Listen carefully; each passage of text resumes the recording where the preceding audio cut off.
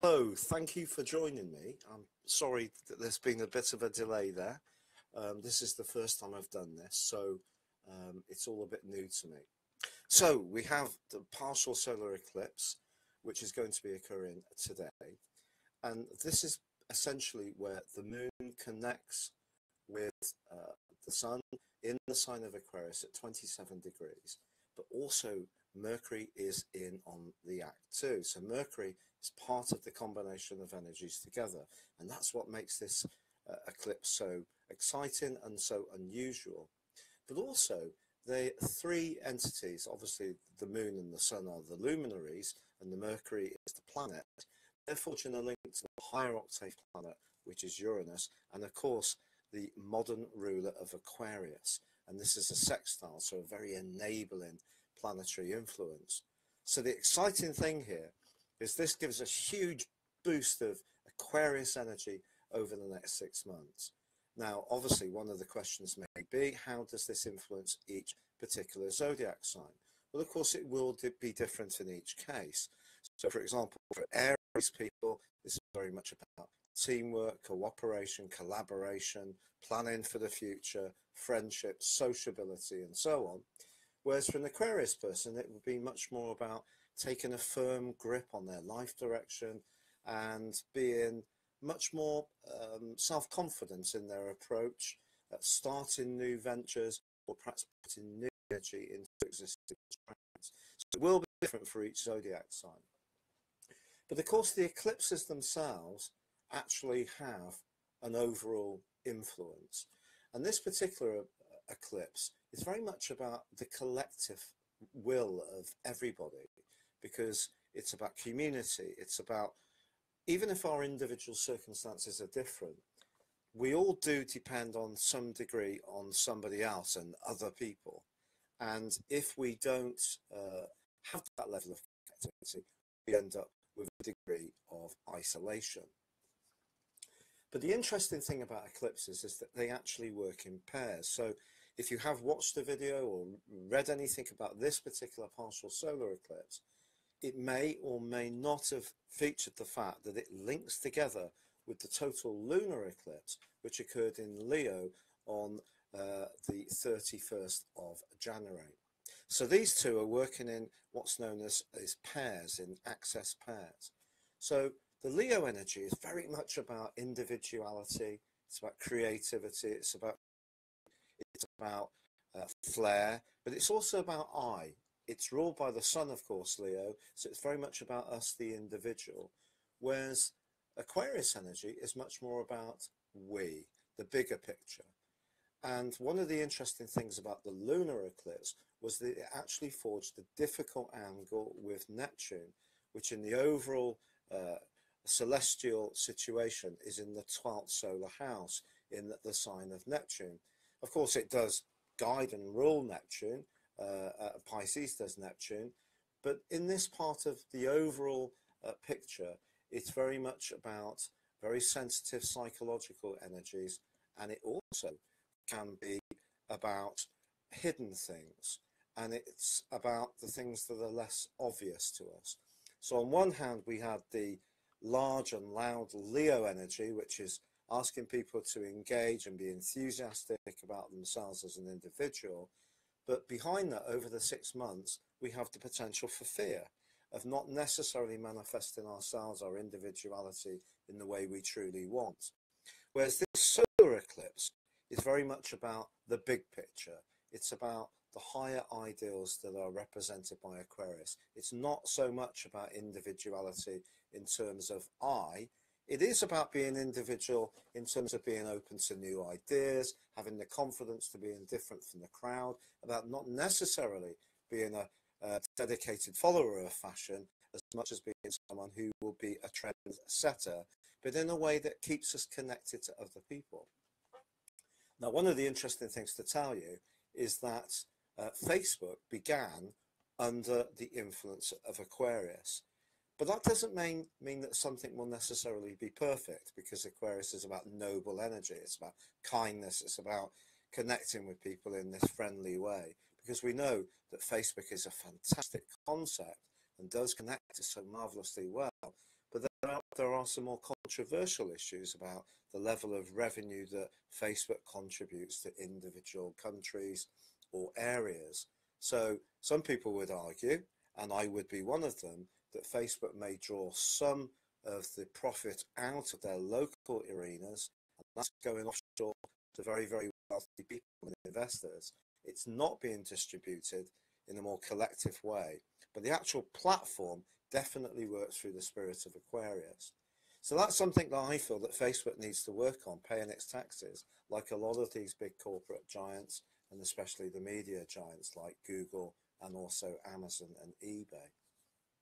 But this particular connection of these two eclipses means that the lunar eclipse, which was before, is very much about desire for recognition as the individual, but influenced by our deeper psychological fears or less conscious drives, whereas this partial solar eclipse, because it's influenced by Mercury, is much more logical. It's also in the last decan of Aquarius, so therefore the triplicity, in other words, the way it links with another zodiac sign, is very Libran-like.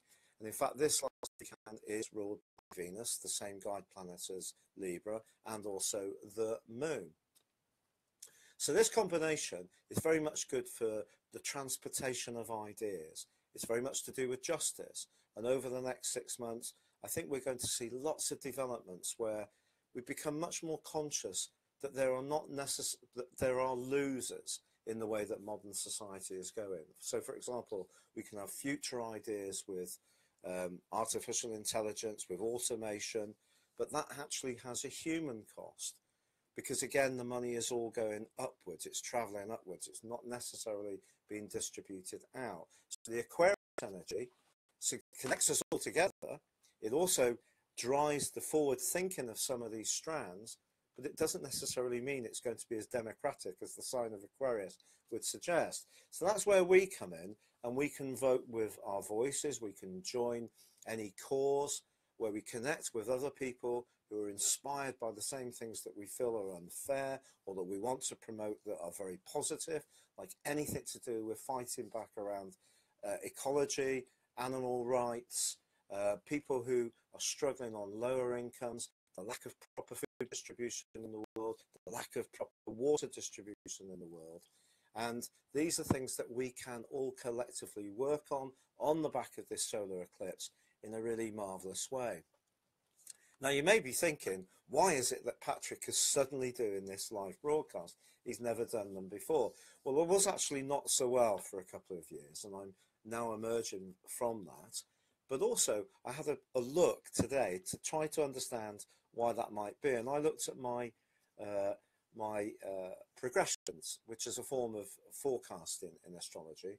And it turned out that my progressed Jupiter was actually at 28 degrees Libra. So it's forging a beautiful trine to this particular solar eclipse. So I think, I hope you will like it, but I think I will be doing more of this type of thing in the next 6 months, because Jupiter is about philosophy, it's about education, it's about training, it's also about the media, it's about publishing, it's about connecting to a wider group of individuals or expanding our own experiences. So I'm coming out of my my more refrained side of my nature, my quieter side of my Aquarius nature, and coming more into the open.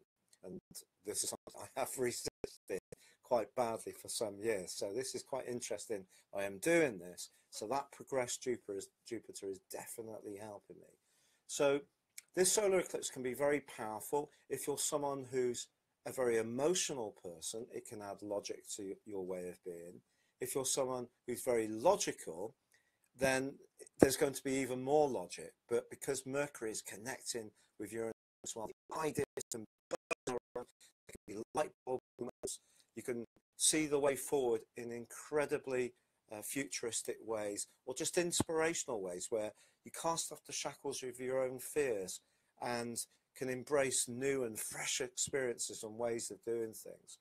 And it's all about really appreciating that we are all part of something bigger than us, that we are all connected, that even if there is a tremendously big problem in Western society with isolation, loneliness, and also a lack of progression in terms of people reaching the kind of stable material needs they need, which is definitely a problem in the UK because we have a very low wage economy. And obviously, property is just ridiculously expensive, whether it's rented or it is bought. So this can be a time that can be challenging for us. So we all need to link together with other people the best we can. So that's the Aquarius partial solar eclipse. It's incredibly exciting because it's feeding into Uranus, the modern ruler of Aquarius, and also embracing Mercury, which is increasing the mental energy,